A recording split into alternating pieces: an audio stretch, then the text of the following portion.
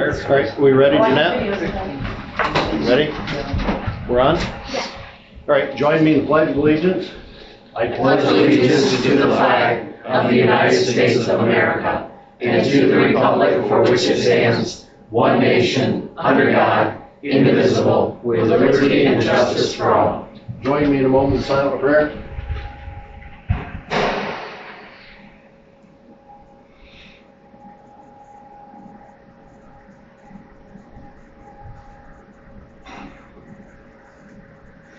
Thank you.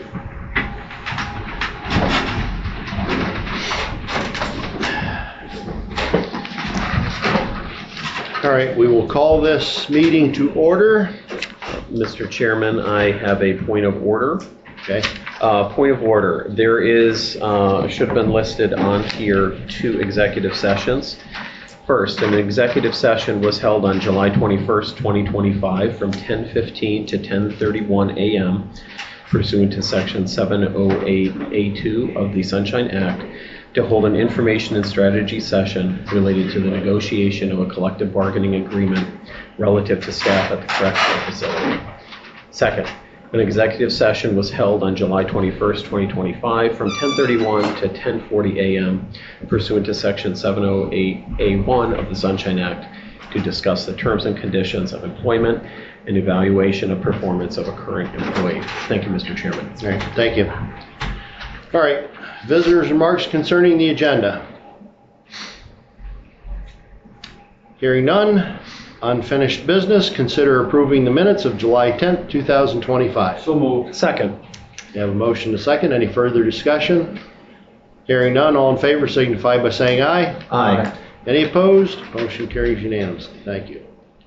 New business, consider approving an agreement between Bradford County and Scott Molnar as professional consulting service provider in the GIS department of the Bradford County Planning Office. So moved.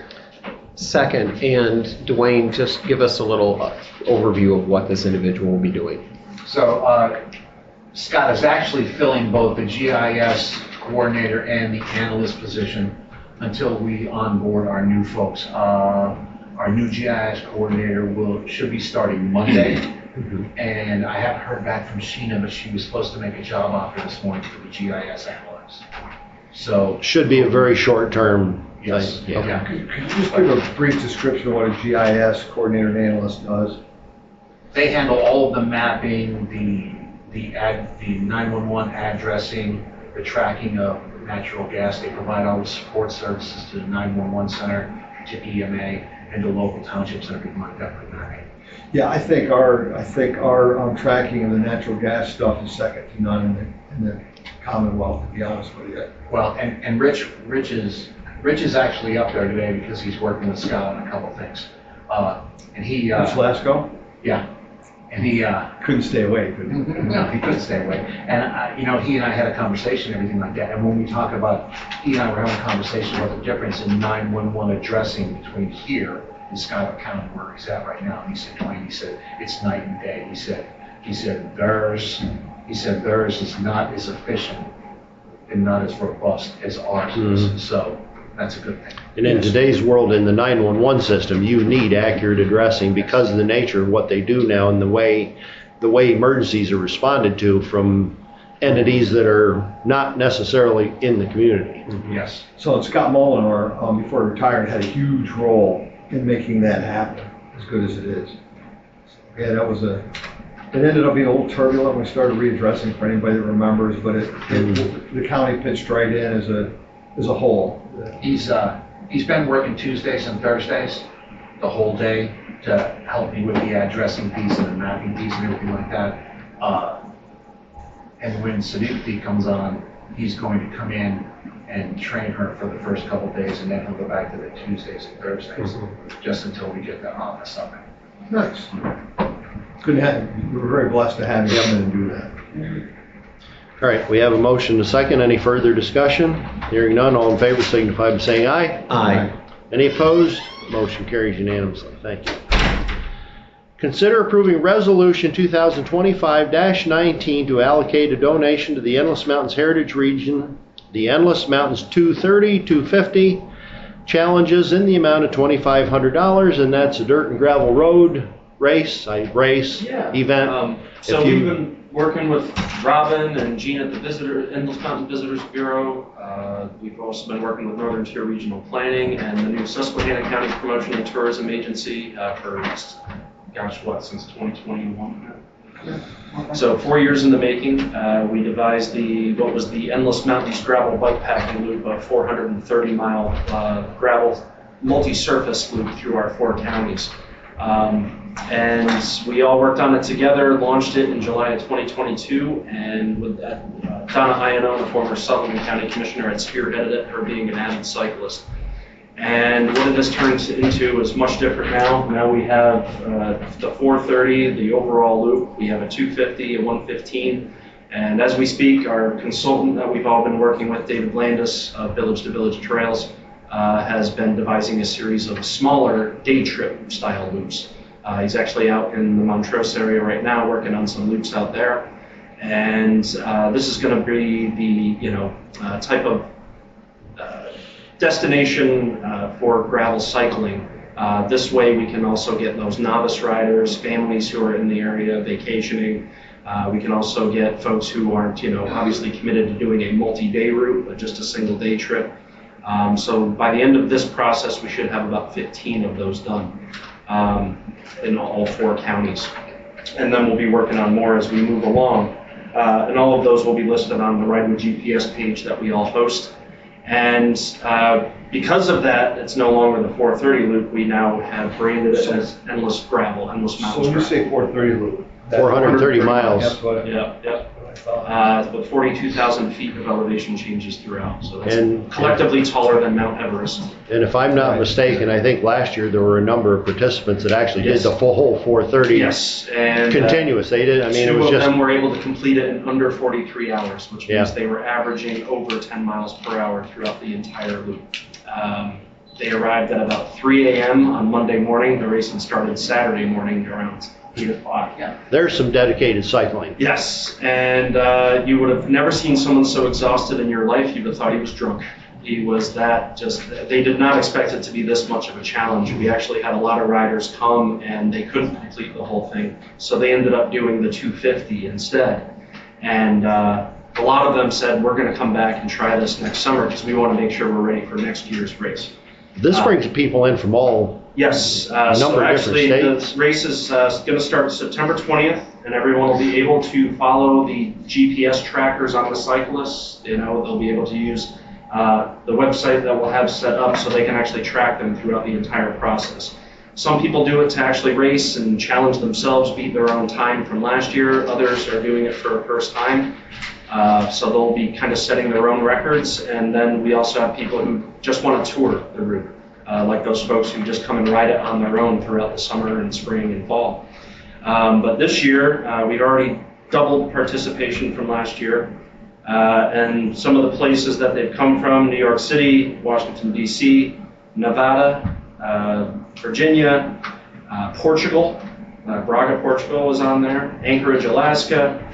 Boston, Massachusetts, North Carolina, Long Island, New York, South Carolina, Denver, Colorado, Austin, Texas, Los Angeles, Doug's favorite. Just the places these folks are coming from and how they've heard. But thankfully for David Landis, he's been really helping us push it in the cycling community and getting the word out.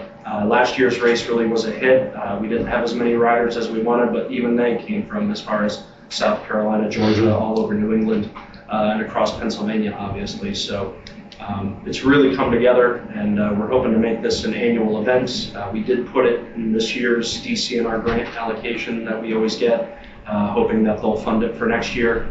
This year we were really focused on those smaller loops. So late last year, I had reached out to all the DMOs, our partners, as well as the 4 counties, to see if they'd be willing to contribute to make this year's second annual event possible.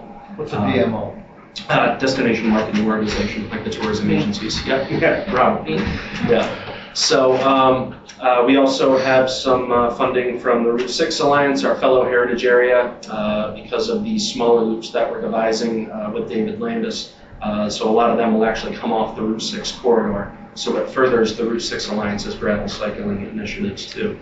But because this region is so abundant with dirt and gravel roads, it just made sense to do something like this based on the fact we didn't have to create any new infrastructure. Obviously, the landscape and scenery and the mode to get these cyclists here is already there. So Donna came to us with this idea, 4.5 years ago now, and it's really come together. So, and it's only getting bigger. So thank you to you guys for helping promote this. It's a huge event. It really is. Mm-hmm. So yeah, knowing we've already doubled participation and still have a month and a half of registrations, we're really excited to see how this turns out. And I was one of those that actually followed them, tracked them. Mm-hmm. And it was fun to do because you could get on your phone and watch them Yep. and see who was ahead of who. Mm-hmm. So You weren't gambling, were you? No. Nope.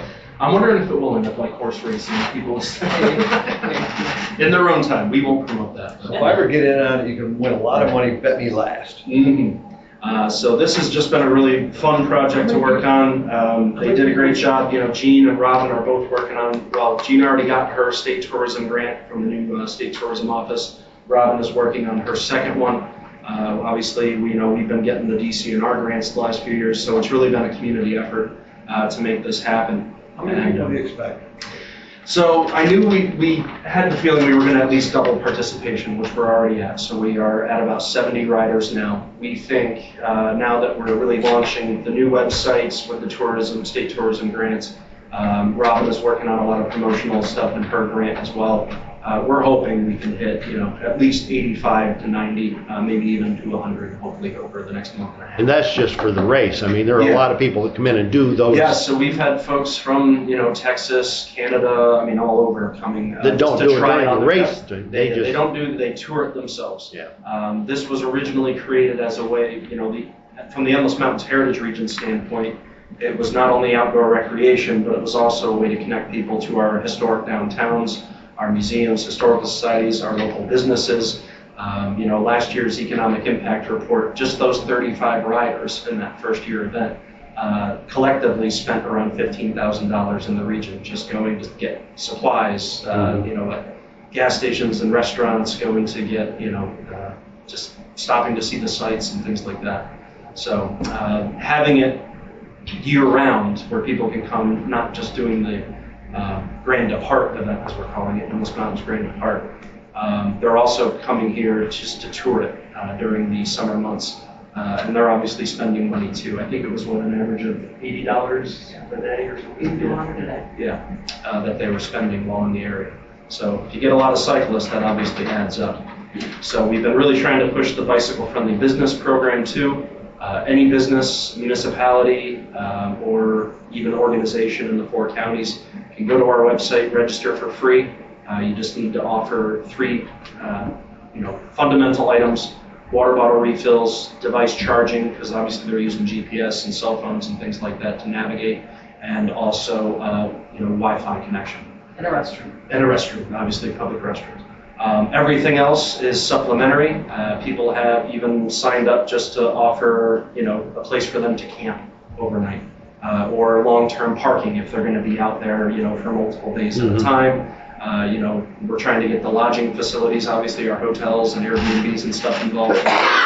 So anything they can offer to the cyclist to make their trip, easier is a huge help. So I think right now we have probably about 15 businesses signed up, and we're trying to work to get as many as we can. But when the cyclists were here last year, that economic impact report I was telling you about, every one of them said they loved the people here. Not only was it the scenery that attracted them, but it was the people, because everyone just welcomed them with open arms. They didn't run into any issues, even with traffic, as far as I know. People texting while driving and perhaps running them off the road, which God forbid ever happens. They just felt really embraced by all the communities in the 4 counties. So it's good, great. I'm still hung up on bathrooms. So they're going out into the country, right? Yeah, Well, like when I go barefoot. Also they'll want to, refreshen up and things like that too. They've been sweating and working their butts off for When I several go days. barefooting out to the Cache Mountain, I have a heck of a time finding good bathrooms. Mm-hmm, yeah. You know, sometimes you just gotta improvise, Yeah, right? and you guys know, I mean, when you get out into the rural areas, like, you know, Lareysville and things like that, I mean, there's miles and miles before you reach, you know, any kind of accommodation. So they camp too, a lot, take their. Oh, yeah. Yeah, well, a lot of, so those guys who were able to do the 430 miles in less than 43 hours, they would literally stop along the road, take a nap in a ditch for 10 minutes, Mhm. get right back on their bike and keep going. So some of them, you know, when they're that committed, they really don't need the accommodations, the lodging. But those who are coming to tour it, those who are just making the event into a tour, they obviously have those options there and available. Just picking. I know. But yeah, it's a really cool initiative that we've been working on. But Rob, did you have anything else you wanted to add? I think, you know, we have from the very first state tourism grant on YouTube that we've shared now, as well as the very first kind of media boost that really highlights the area with the riders that came that are huge cyclists, have huge sponsorships. We're the ones that created this video, so they're live, and I think I sent it to all of you, but it really highlights not just their riding and the landscape, but their experiences when they were at Vinnie's, when they were at Greener Pastures, when they stayed at Rocker, when they were engaging with the Canton Cycling Club, and just it's almost a tremendous commercial for our area, and we're really proud that I think our gravel loop was the first one in the Commonwealth, and now we're seeing other counties kind of wanting to do something similar because they understand the impact that it can have to our communities, and our communities are welcoming. But outdoor recreation is tremendously popular, but we're just glad that, like Dean said, this is infrastructure that's already here. So the investment was more our time than it was creating roads. Yeah. Mr. Chairman, I move to approve Resolution 2025-19 to allocate a donation to Endless Mountains Heritage Region Endless Mountains 43250 challenges in the amount of $2,500. All right, we have a motion to say. Any further discussion? You're Hearing welcome none. to join us for the Grand Depart on September 20th. I believe we're kicking off at 7 a.m. Is that a Penn State home game? It might be. We have a motion to Due dates second. shortly after. All in favor signify by saying aye. Aye. Any opposed? Motion carries unanimously. And we're going to do it right here down the parkway in front of the courthouse? Yeah. Okay, very Yeah. good. Yeah. Right, consider approving Resolution 2025-20 to allocate a donation to the Children's House Child Advocacy Center in the amount of $3,500. So moved. Second, they do great work. We have a motion to second. Any further discussion? Hearing none, all in favor signify by saying aye. Aye. Any opposed? That motion carries unanimously. Thank you. Consider authorizing the chief clerk to legally advertise a request for proposals for elevator upgrade and replacement, and that's for the courthouse elevator. Make that motion. Second, just with a clarification, I think it's upgrade or replacement. Right. Yeah, I could, Yeah, it's- yeah. I just read, yeah. Yeah, and just, you know, we obviously had a situation early last year in the courthouse with the elevator, and I think, you know, we recognize now's the time to Yep. get that fixed. We have money allocated in our budget for that. Replaced. So, Yeah, and I'd like to see that dedicated to Bill Gannett, ex-commissioner that did a lot for special needs handicapped people in Pennsylvania. I can't think of, he worked a lot with many different, in Harrisburg, many different administrations for people with special needs, and I hope that maybe we can come together. And I know he had an elevator, when there was no elevator here, he had an elevator In here. right here, because he's in a wheelchair. So hopefully someday that'll be dedicated to him. Right, we have a motion to second. Any further discussion? Hearing none, all in favor signify by saying aye. Aye. Any opposed? That motion carries unanimously. Thank you. Consider approving the purchase of service agreements between Bradford County Children and Youth Services and the following providers per the agenda for professional services effective July 1st, 2025 through June 30th, 2026 inclusive. Names per the agenda, and these are just renewals of existing contracts. So moved. second. We have a motion to second. Is there any further discussion? Hearing none, all in favor signify by saying aye. Aye. Any opposed? That motion carries unanimously. Thank you.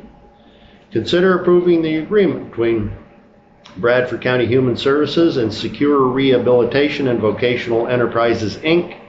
for professional services effective July 21st, 2025 through August 22nd, 2025. Second. We have a motion second. Is there any further discussion? Hearing none, all in favor signify by saying aye. Aye. Any opposed? That motion carries unanimously. Thank you. Consider approving the contract between Bradford Sullivan Drug and Alcohol Program and Sage Consulting effective July 1st, 2025 through December 31st, 2025. So moved. Second. We have a motion and a second. Is there any further discussion?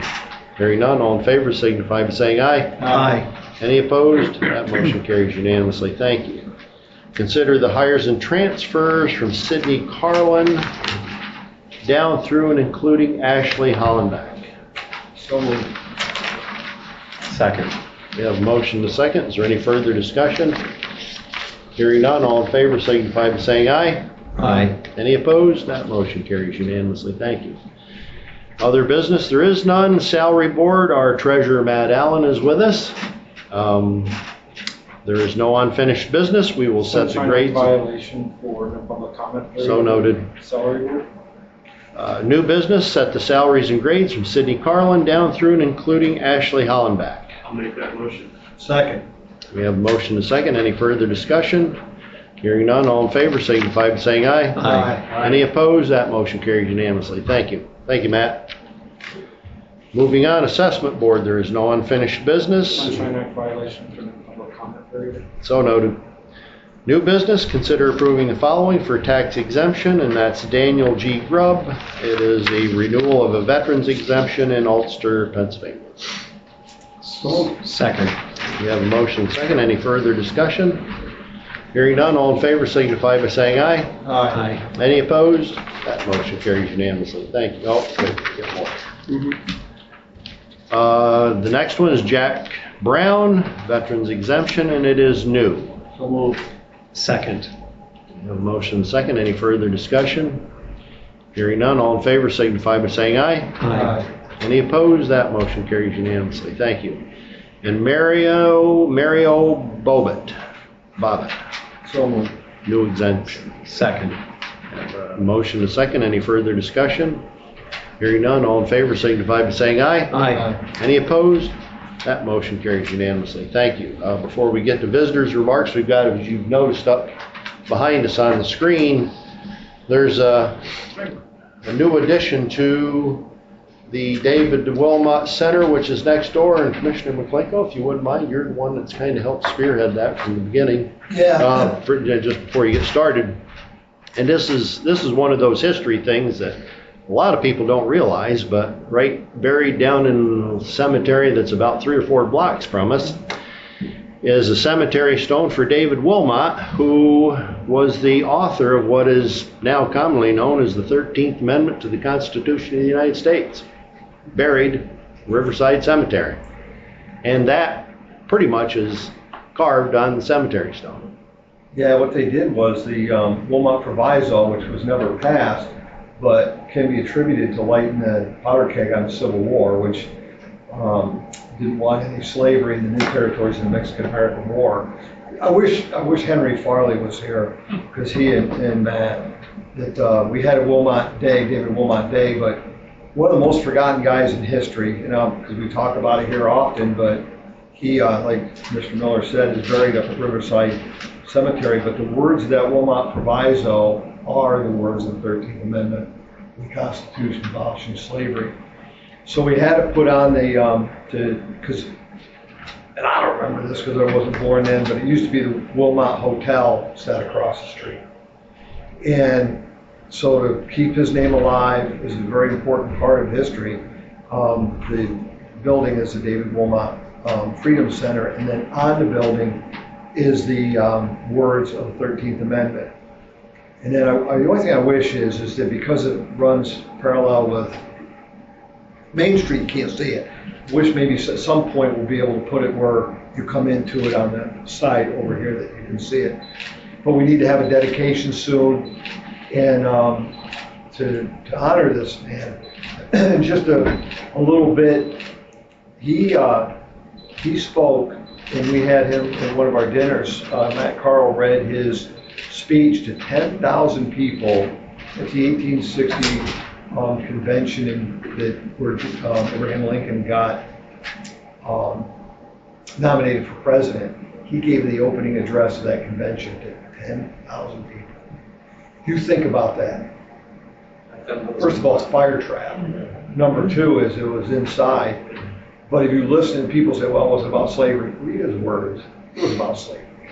I mean, he was a Democrat that changed to, I think, Free Soiler while he was creating the Republican Party in Pennsylvania, which helped create the National Republican Party in the United States. And he helped light that powder keg, and he's attributed in Henry Farley, who the county's blessed to have this guy because he can answer. Hopefully, some night we'll have an evening with him and Matt Carl where people can come in and just maybe ask questions to him about our county. But he got the delegates, David Wilmont, to nominate Abraham Lincoln. I mean, to say that he knew Abraham Lincoln, one thing, but he was close to Abraham Lincoln. One could argue, in fact, that he was one of the main reasons that he got elected. So as a tribute to this man, that's on there. And then we've talked about this before, but we put together this pamphlet, or we did, Henry Farley and the Historical Society did. And this really should be, we gave it to, I think, all the sixth grade classes in the county, but they should make it part of the teaching curriculum to tell these kids about David Wilmont. And it has two houses, not quite sure, up here on the hill is the original one, and then there's one right here on Main Street, on York Avenue. York Avenue. He was born in Wayne County in Bethany. But if you read his life and what he did, he's a U.S. Senator, he was a judge, he was a congressman. I mean, he served at about every level of, but he refused to go into, he declined to go into Abraham Lincoln's cabinet, which is interesting. Then he died, a young man. I think he died in 1868, I think. But he grew right up Wayne Street. It's his lot. You know what's funny? So when President Trump ran the first time, USA Today was here. And I took the reporter up there. I didn't know, because if you look at the tombstone, you can't tell what the writing is unless you really look at it. And here I stood there with that man, and I didn't know at that time that there was the 13th Amendment. And he took pictures of it and what have you. Well, you were in that article with Robert Jones and I. So at any rate, we hope to have a celebration, a dedication, and anybody that wants one of these, we have extras here at the courthouse. Right. Walter? I was wondering if you've gotten any closer to defining what press is? No. Have you even spoken to your attorneys about it? Yes. And they can't come up with anything? And we haven't gone any further with the discussion right now. Is that intentional? No. You're denying me the right to be press, and you are not going forward with attempting to get a resolution on what that actually means. Isn't that looking like it's intentional? No. You don't think it looks like it's intentional? No. Are you going to push a little bit further with your attorneys to see? We will discuss it, yes. You know, why don't you come in here one time? One time. Just let him Hold talk. on, and cough out something positive about our county. We have so much to be blessed with. And you can have his time back. We have so much to be blessed with. David Wilmont, the beautiful history in this county, the first white settlers, you know, terrific people, some of the most giving people on the planet Earth. But breathe for a second. Well, this is about you three. Yeah, well, guess what? We have a lot of positive stuff here too, but you can have back the rest of your time, however much I just took. All right. I was interrupted and lost my train of thought because some idiot started speaking. You know, this is calling me an idiot, and you're using the word morons. You know, I'm calling you an idiot place because you interrupted me. And you know you're not allowed to. I suspect your attorneys have told you you're not allowed to, haven't they? I can pretty much do what I want to here. You can do whatever you want. Go ahead. I'm not answering No. because you don't deserve it. Go ahead. Are you serious about that? That you can do whatever you want? when it comes to speaking in a public meeting, go ahead. And that's all you meant, was speaking in public meetings, right? That's all I meant was speaking in public meetings. Have you ever harassed anybody? You think that's okay, you can do that? Go ahead. Are you done interrupting people? I guess I'm done. Thank you. James? What's the source of money for the donation to the children's house? Act 13, public safety. Do a great job too, James. Do you know if they have a specific use for that money? I think it's for renovations. There's some stuff over at the building, the new facility that they've moved in on Main Street. No, for the child advocacy center house. That's different. Yeah, that's right up the street here. No, that's serving everyday families serving. That's the same thing with Heather McNabb. It's the donations to the children's house. There are two, there's, Those two. so there's safe, and then there's children's house, and those are Yeah, two the separate donation things. on the Correct. on the agenda is to the children's house. So I Correct. was wondering what they would be using it for. We can, I think We can it's- look into that and get you the I answer think for it's that, on the James. resolution, so. And then the donation to the, and is that, where's the donation for the race, for the, That's the Heritage Region for the facilitation of the race that they're having. and that money comes, where's that money coming from? From the Parks and Recreation part of Act 13. Okay. Okay, then that's Thank you. everything. Phil? Honestly, I wish I had something for you, but James asked my questions. Do you have to give him money to do that? I don't know about that. I mean, hey, he's competition. Frank rivalry, but hey. Just kidding. On a side note, wanted to also thank the commissioners not only for the contribution to the Grand Park, but also letting our hiking crew go up to County Park at Mount Pisgah this weekend. That's going to be a lot of fun. And we just got it done yesterday. We have the draft for our National Heritage Area feasibility study Nice. in hand. And both Wilmont and Chief Watona up at There's another story. at the park, both of those, I'm actually gonna come up and get photos of the new, side of the Wilmot building there. Also a sign up the street there on York Avenue and things like that. And we're gathering photos right now to put in the feasibility study. Right now it's just text, but we're trying to get as much of our historic photos as we can. Henry Thank you. Farley has definitely been a resource for that, him and Matt Carl, so, no, wanted to thank Bradford County for all of your Chief support. Watona met with General Sullivan. Yeah, I mean, that's a absolutely. big deal. He answered the question right. So, yeah, it's all in there. Reading through the 60-page document, it's been a lot of really cool history, Well, not only from Bradford but all four counties. Next year is gonna be real cool In history. Athens, when they were in the encampment in Athens for like 4 weeks or before they moved up to. I wish Henry was here, because there is someone doing a lecture on that Yeah. next year. Yeah. Uh, And there'll be, as the year progresses with this, PA and US 250, it's going to be a year ongoing that's going to be quite something. Yeah. Absolutely. So anyway, and Henry will be back in here, I'm sure, because we've invited him in to update us every month or every quarter. It takes an act of Congress to get the NHA designation. I'm hoping we can do it in 2026 during the 250th, but it is Congress we're talking about, so it's hard to know if they'll get anything done. But we do need to get a piece of legislation passed. But having this feasibility study hopefully approved by the end of the year, we'll hopefully get it next year maybe. Good. Well, thank you. All right.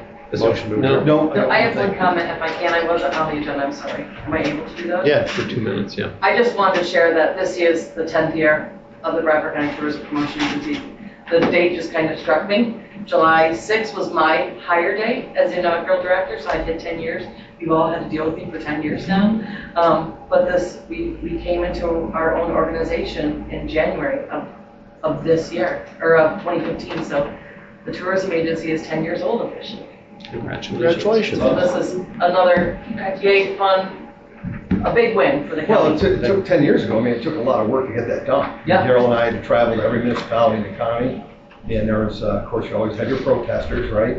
And it got ugly at times, but we came together as a county, and one of the reasons is the main thing that was done was to make sure that everybody in this county knows what every event that goes on is. Whether it's a chicken and biscuit dinner at Hollenbach, or whether it's the Fireman's Parade in Canton, or Fireman's Celebration in Canton, or the fireworks in Sarah. And we need to stick to that and make sure that everybody knows that. I think we need to revisit that because technology is changing. Because I just got approached by one of the bed and breakfast people about like how are we doing to get, to help do their, to promote that. Can I have a minute real quick? So back to David Wilmont, I forgot that Jeanette, who is here for the first time, right? Mm-hmm. Filling in for Michelle. Yep. Hello, Jeanette. So the words of David Wilmont, the proviso, there's a couple words different that they changed before they put it up there. But you'll want to get the, you'll want to look at the proviso and then, but it's almost word for word. Yeah. They took it out, they changed it when they did it.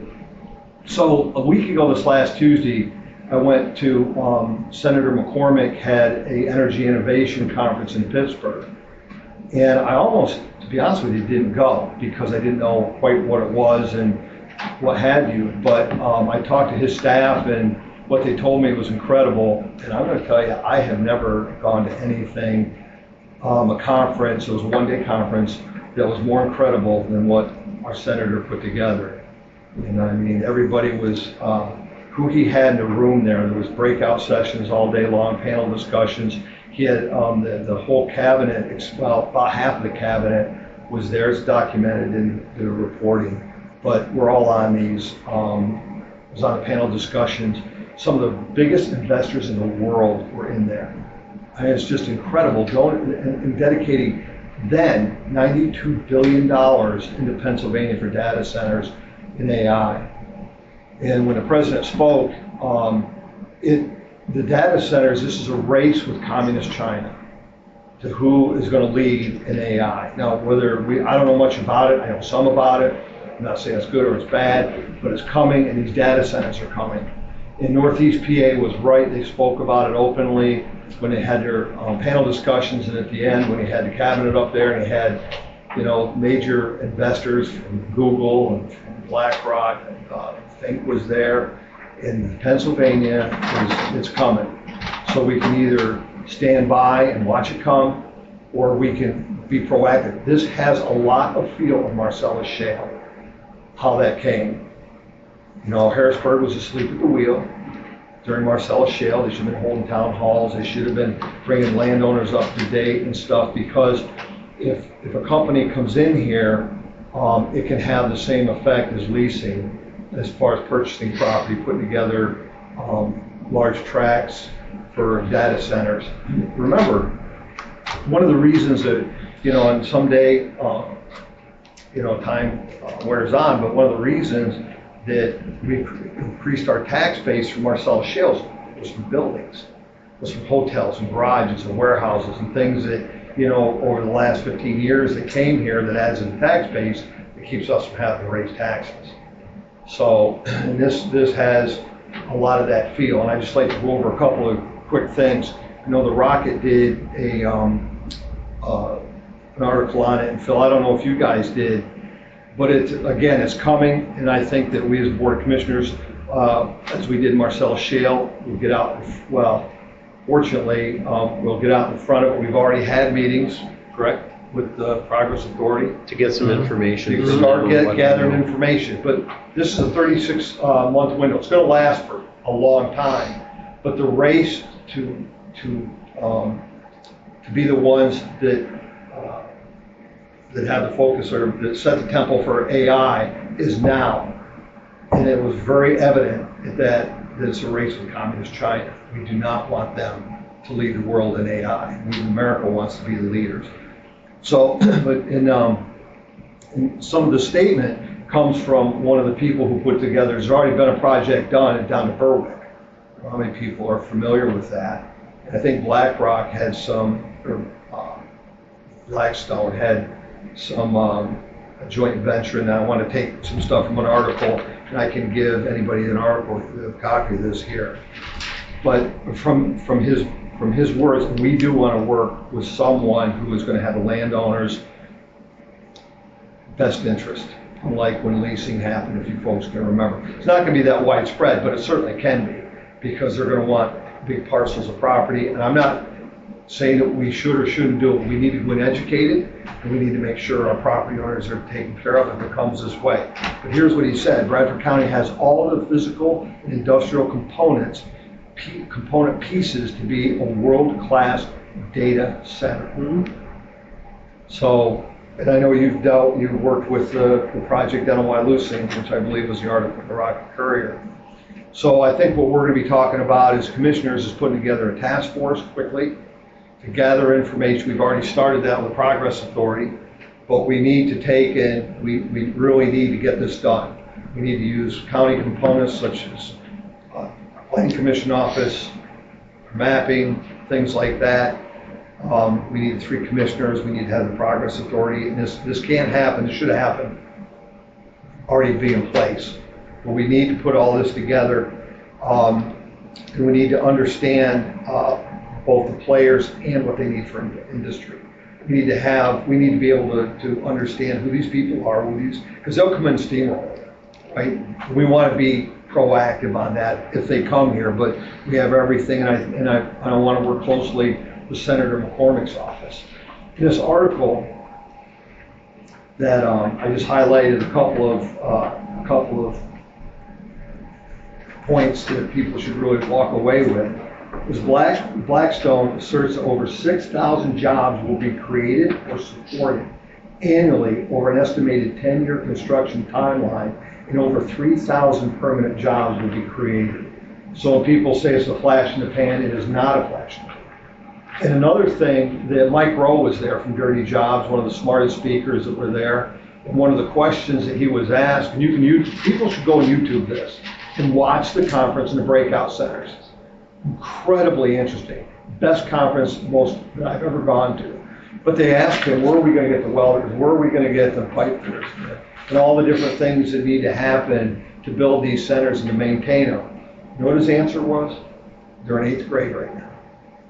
And they need to, of course, we can't wait that long, but we have a great career center. I was just going to say, I sit on the board and we just doubled our welding this last year. Doubled you what? We doubled the welding program at classes. MTCC last year. I sit on the board, and it isn't enough. We have kids waiting to be approved. It's filled. We're I think they're 20. I can't say they're over capacity. They have a waiting list for every program. And maybe you'd like to be on this task force. And we doubled the welding.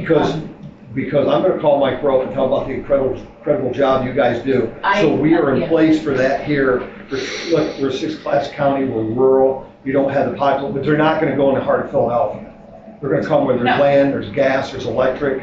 You know. We have a base infrastructure that we already built in 15 years ago, 20 years ago. So and where they're welcome. That's the other thing. We have there's a couple other things, and I'll stop. But everybody should really come up to speed on this, to understand it, especially if you maybe have property in an area that's conducive for this.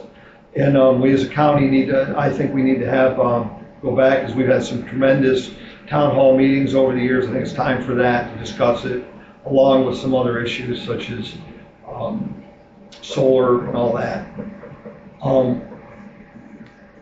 But here's another thing. Blackstone says the venture is ready to move now. The time is now, folks.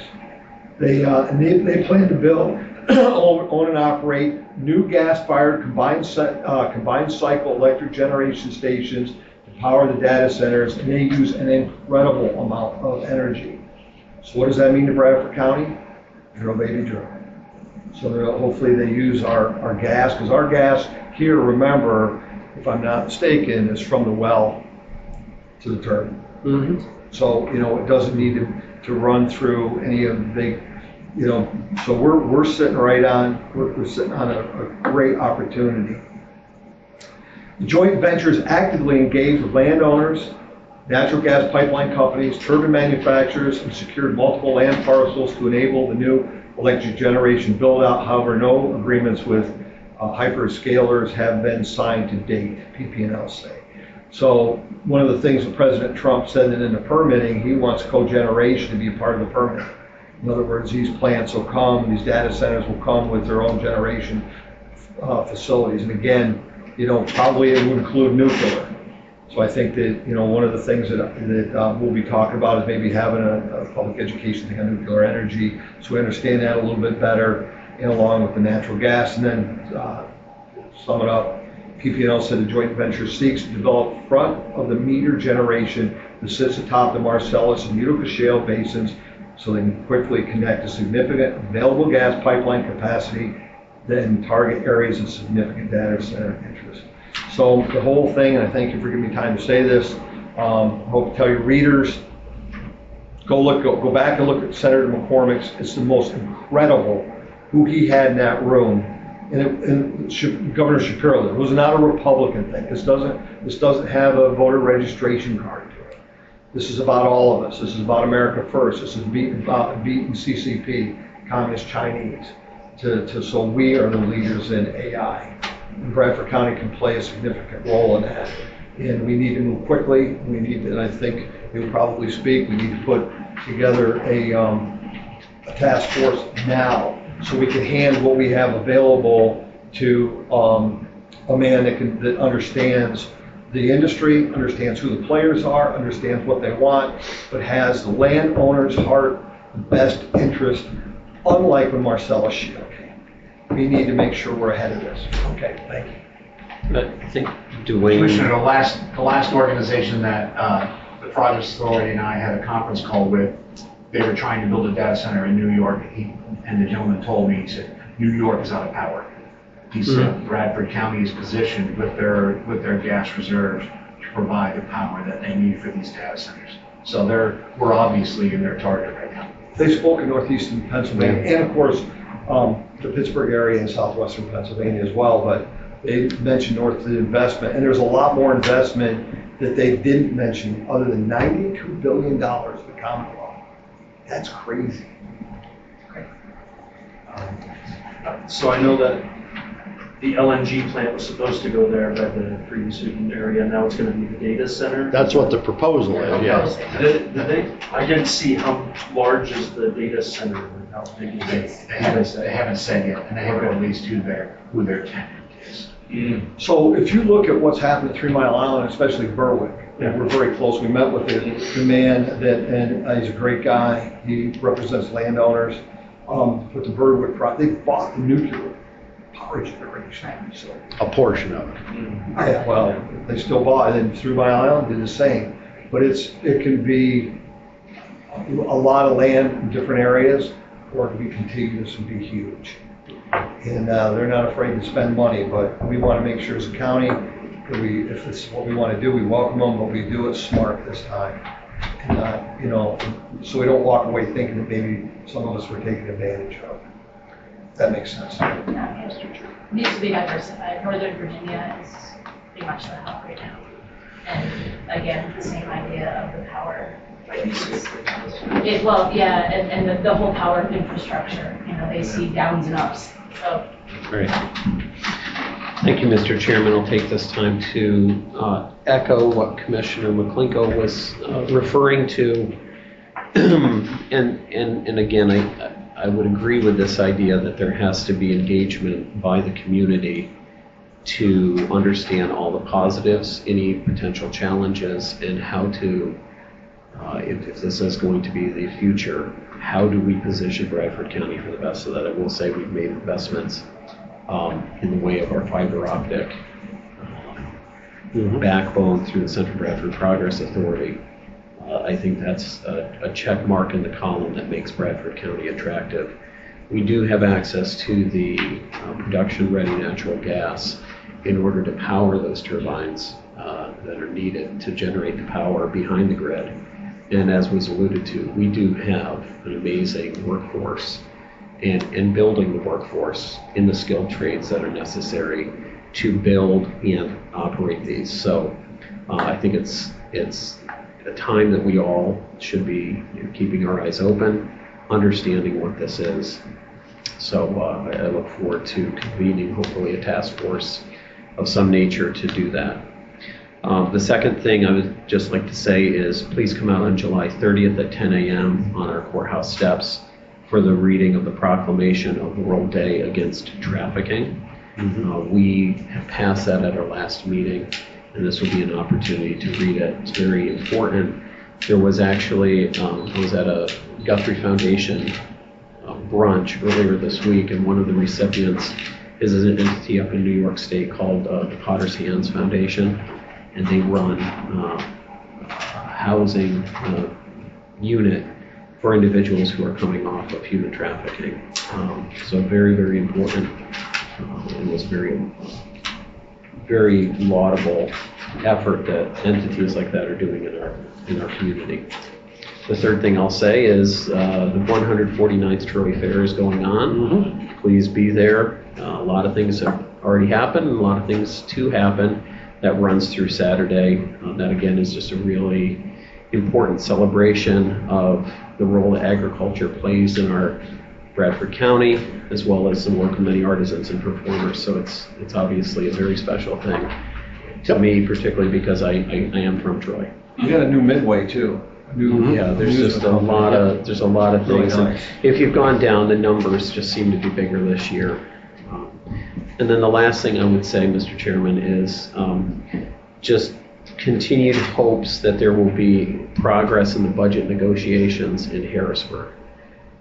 For those of you who don't know, we still do not have a budget at the state level. A proposal did pass through the House. It's now facing inquiry in the Senate. But the longer that proceeds without a state budget, it will affect your schools, and it will affect entities like us who receive through our county human services dollars. So I know Chairman Miller spoke in the paper, and I agree. We are hopeful that it will move forward. We do have the ability to cover, if need be, For a time. But the efforts really need to be there to come to some type of a compromise with right-sized spending that allows us to do what we need to do. But the impacts on schools is the one that really is concerning to me. So for all of those in education, all of those who have children in schools, please continue to be hopeful and contact your legislators to get a deal done, because the longer that languishes, it really does put a strain on our local school districts, and by extension, our taxpayers. All right. Can I say something? I wanted to ask you a question. I wanted to thank you very much for the proclamation you're doing on the 30th, and shedding light on the issue of human trafficking. Is there a task force that we have formulated in Bradford County as of now? I don't know that there is. It might also be a question. Specifically to that, That might be also a question for our district attorney. So I don't know. But thank you very much It for seems we did something opening a up while that door ago. and letting people know. I'm sorry, it seems we did something quite a while ago, but it needs to be revisited. Okay. It's horrible. PSP has this task force for Who's that? PSP. Yep. And I know Wyoming County District Attorney works on some sort of task force for that, but I don't know locally whether there is participants that participate in that or not. There may be, I don't know. Thank you. All right, with that, motion to adjourn? So moved. We're adjourned. Thank you very much. Why?